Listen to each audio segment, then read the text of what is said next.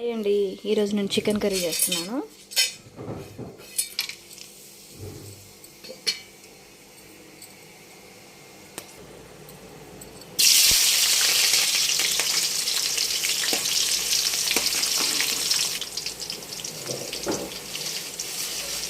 అల్లం పేస్ట్ వేసాను.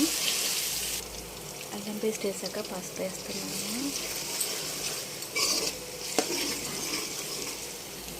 నేను ఎప్పుడైనా సరే సాల్ట్ వేస్తాను, అప్పుడు అడుగంటకుండా ఉంటుంది.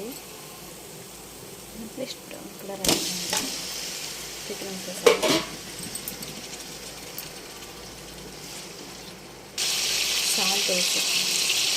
ఇంతకుముందు కొంచెం సాల్ట్ వేసాను, ఇప్పుడు మళ్ళీ వేస్తున్నాను. అడుగంటకుండా వేసాను. ఇప్పుడు ఇంకా పట్టే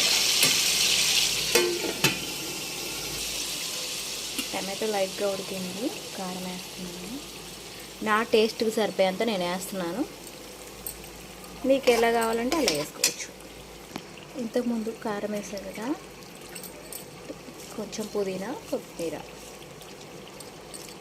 ఇంట్లో ఉడికితే కొంచెం స్మెల్ బాగుంటుంది. కొన్ని వాటర్ వేసాను.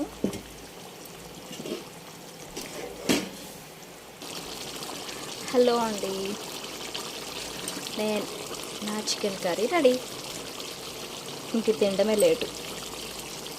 చూడండి, సూపర్గా ఉంది.